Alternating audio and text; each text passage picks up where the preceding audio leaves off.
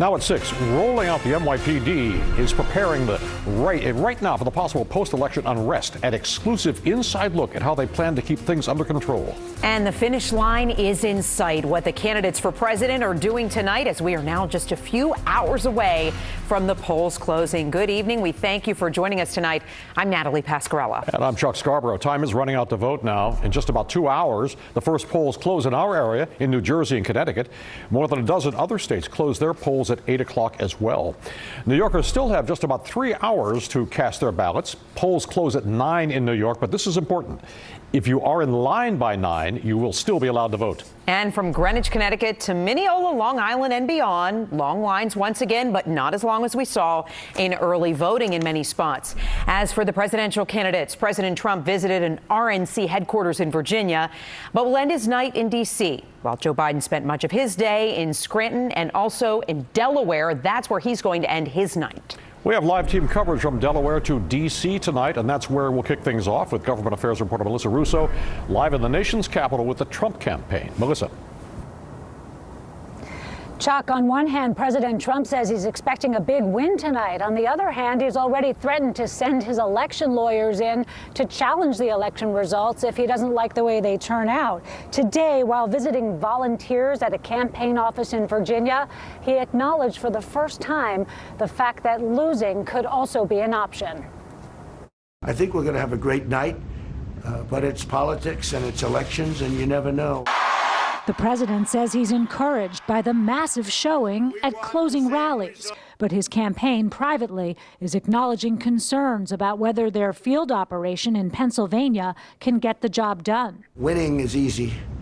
Losing is never easy. Not for me, it's not. Earlier on Fox News, Mr. Trump was asked when he'll declare victory. I think we'll have victory, but only when there's victory. I mean, there's no reason to play games. But Democrats remain worried the president will declare premature victory before all the Democratic-leaning absentee ballots are counted, especially in key states like Wisconsin, Michigan, and Pennsylvania. Certainly, we're not going to have a full and complete count until later in the week. Very dangerous thing to be waiting, and we're waiting this tremendous. It's not fair to the people of Pennsylvania. In recent interviews, the people of Pennsylvania described their tense existence in a battleground state. There is such an unpleasant feel to this election. You see democracy in play here in a different kind of way. President Trump is the first president who has declared war on this process. Some constitutional experts fear the president could try to subvert the peaceful transfer of power, a hallmark of our democracy. And once the decision is made, we unite behind the man who was elected. Our constitutional democracy enshrines the peaceful transfer of power. And we don't just respect that, we cherish it. This is a great legacy that we have, and my fear is that it may be compromised. And the professor reminds us that, of course, there is zero legal significance to whether the president declares victory or concedes. Of course, the voters will decide the election. But in case you're wondering, the president said today that he hasn't given any thought to either a concession speech or a victory speech. Meanwhile, his political team has set up a war room in the old executive office building next door to the White House.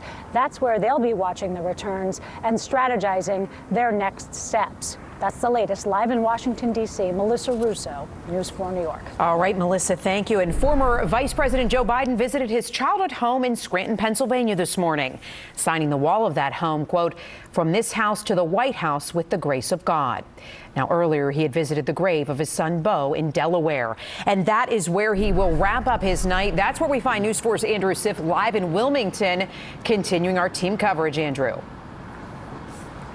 And Natalie, as you alluded to, a remarkably busy day for Joe Biden. Candidates don't traditionally travel this much on Election Day itself, but Joe Biden started in Delaware, went to Pennsylvania, did a couple of appearances there, now back in Delaware, and he may speak here in Wilmington later on tonight. Hello, Philadelphia! Joe Biden in Philadelphia. It's great to see you. Just 26 miles from his Delaware headquarters, considered critical to winning Pennsylvania, a state that might be pivotal for victory. And by the way, folks, if you haven't gotten everybody out, get them out. It ain't over till it's over, and when it's over, we're going to win Pennsylvania because of you. A short time later at a community center in Wilmington, Biden meeting with teenagers, talking about their futures, and asked about the possibility President Trump may declare victory tonight based on incomplete returns. Presidents can't determine what votes counted or not counted. And, voters determine who's president. This isn't going to, no matter what he does, no matter what he says. With so many Democrats having voted early, Biden and his running mate Kamala Harris counting on enough same-day turnout to keep pace with Republicans. Harris in Detroit. Today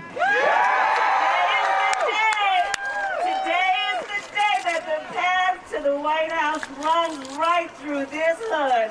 Hours earlier, an emotional start to Election Day for Biden, with wife Jill visiting son Beau's grave.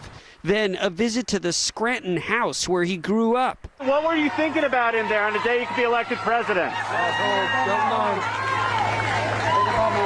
He even signed one of the walls, "From this house to the White House with the grace of God, Joe Biden." Live now, you're looking at the podium on the stage out in front of the Chase Center, and in front of that, several cars and pickup trucks. It's sort of a drive-in rally setup, ideally, as far as the Biden campaign is concerned, for later on tonight. But Joe Biden was asked several times if he's definitely speaking to the nation tonight, and he said it depends on what results are out there. We're live in Wilmington. Andrew Siff, News 4 New York. All right, Andrew, thank you. It has been happening for days. From Fifth Avenue storefronts to mom and pop shops, plywood is going up to protect their businesses from potential unrest post-election. But the NYPD says they are ready for whatever happens. And tonight, yeah, we're getting a very exclusive look here inside the look at the plan that the NYPD has to keep things peaceful. News 4's Mark Santia live in Lower Manhattan with this. Mark. And Natalie, right now, thousands of NYPD officers are spread out across all 5 boroughs. And while there are no specific threats, NYPD's top brass say they are prepared for whatever tonight brings. On Randall's Island late today, the NYPD rolling out officers to key spots across the city. The security plan quarterbacked here in NYPD's Joint Operations Center. The message clear. NYPD is going to be out there in full force. Feel safe to go out and vote. It's the American thing to do. This is the election day the department says they've spent months preparing for. We're looking for the security and safety of the people inside voting and the immediate area outside. From the polls to protests. Most of the people that are coming out are not looking for problems. I think the problematic people, we are aware who they are, and we will make sure that they don't disrupt the people's right to protest. We will not accept any violence, anything that steps up. Arrest will be made quickly. Tonight, if you're going to come out and demonstrate, do it all you want, just do it peacefully. Do it as loud as you want, just remain peaceful. Inside this high-level meeting today, Chief Spinella. All through the day and all through tomorrow, we'll have people rolling out at all different times to cover the entire city. Every scenario was discussed. But I think that we have to be aware, depending on the results of this election, there can be some pop-up protests during the night. You guys are good. And as the NYPD gears up for work tonight, they're asking New Yorkers to also do a job and not allow troublemakers to hijack a peaceful message. There is nothing that a person who looks to cause trouble hates more than someone else in that group telling them, not while I'm here, not while I'm trying to voice my opinion. Back here live from the polls to protest, the NYPD tells us there have been no issues this evening. We're live in Lower Manhattan. I'm Mark Santia, News 4 New York. All right, and that is definitely good to hear, Mark. Thanks for that. Let's get you up to speed on some congressional races to watch tonight. All eyes on New York's 11th district. That's southern Brooklyn and Staten Island. Republican Nicole Maliotakis is trying to unseat Democrat Max Rose, who is seeking his second term. We're watching that. Also defending her seat in Queens today, Representative Alexandria Ocasio-Cortez, the freshman Democrat facing Republican John Cummings, as well as her primary challenger, Michelle Caruso-Cabrera, on an independent line. Now in New Jersey, the 7th congressional district flipped from Republican to Democrat in 2018, and it's expected to be a close race once again. Incumbent Democrat Congressman Tom Malinowski faces Republican Thomas Kean Jr., the son of the former governor. And New Jersey's 2nd congressional district has become one of the most high-profile races in the country. Incumbent Democrat turned Republican Congressman Jeff Van Drew is fighting off a challenge from Democrat Amy Kennedy. And while we're talking about New Jersey, we're in the final hours of voting in the state. This year, we're seeing something we haven't seen before. People returning to the Prudential Center in Newark for the first time in months. That's after the massive arena was turned into a polling site, as you can see in the video. News 4's Pat Battle live in Newark, continuing our team coverage with how things are going there, Pat. Well, Natalie, we've been here for the better part of the day, and while there have been no long lines, there have been no shortage of voters either. But just in case that develops before the polls close at 8 o'clock, these volunteers behind me here from the Hub Arts and Trauma Center have been handing out sandwiches and chips and water to make sure that anybody who's in line and might have a growling stomach has no excuse not to go in there and vote. They are making sure that people are comfortable when they go inside to cast their ballots. This, of course, is a very important election, monumental. All elections are important, so we just have to now keep our eyes on making sure that every properly cast ballot is counted. The vast majority of those ballots were cast by mail or dropped in secure ballot boxes in New Jersey's 21 counties. Still, hundreds came out to do it the old-fashioned way, standing in lines long before the polls opened. Every vote counts. Al Tariq Best, a community activist, needed no encouragement. His T-shirt reads, "Vote because I can't." The images of George Floyd, Breonna Taylor, Tamir Rice, and so many others who died at the hands of police spoke to what drove many to the polls. Sad, but, you know, it just lets you know again and again and again that it's time for us to do something. The Prudential Center opening its doors for the first time in months, not for hockey, of course, but to help the community exercise its civic duty and do it safely, with socially distant voting stands on the ice and sanitation teams cleaning up after every voter. We're just happy to welcome voters to Prudential Center. This has been a pretty spectacular day for us here.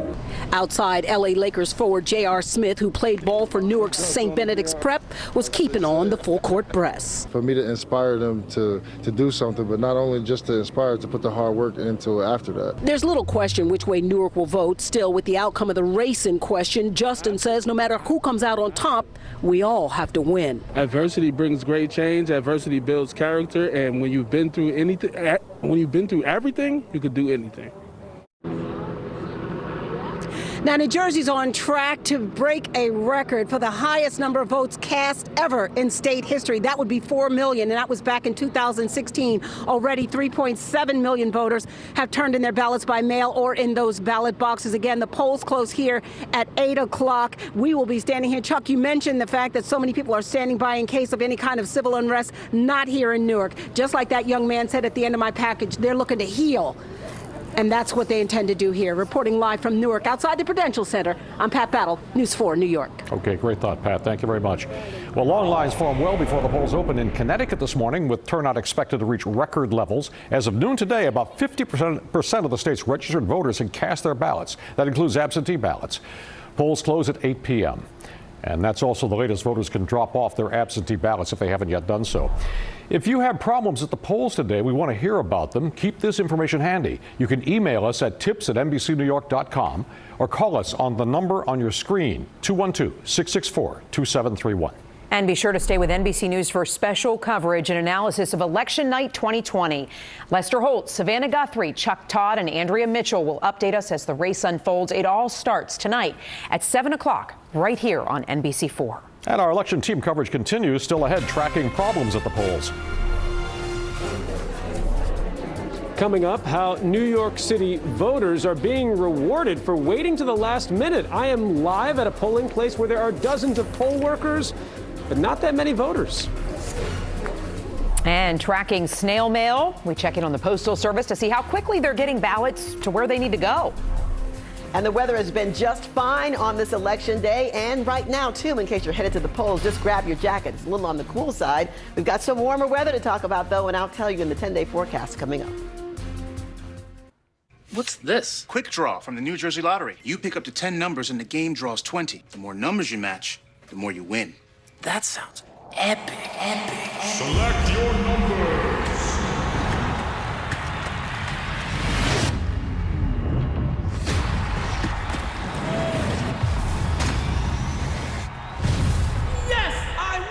There's nothing like Quick Draw. A $1 bet could win up to $100,000. With games every 4 minutes, anything can happen in Jersey. Digital marketing has changed the way businesses reach their customers. It's crucial to their success. AmericanEagle.com builds dynamic, data-driven, multi-channel digital marketing programs. From SEO and email marketing to online advertising campaigns, converting leads into sales by optimizing your digital investment. Is digital marketing driving your sales? AmericanEagle.com, building your digital mindset. As a retired weatherman, I like things I can predict. That's why I chose an AARP Medicare supplement insurance plan from United Healthcare. It's the kind of plan with predictable out-of-pocket costs. Plus, the plan I chose has a low to 0% chance of copays. It's a sunny day for me. Honey, you're doing it again. I'll stop. The only Medicare supplement plans with the AARP name. Medicare supplement plans have no networks and no referrals, so you can take charge. What makes you love your town? Is it the bakery? The pizza? Or even that great coffee shop? Local businesses give your town its personality. P.C. Richard & Son has been in towns like yours for generations. So now more than ever, shop local. Keep your town the town you love. P.C. Richard & Son. Shop safe. Shop local.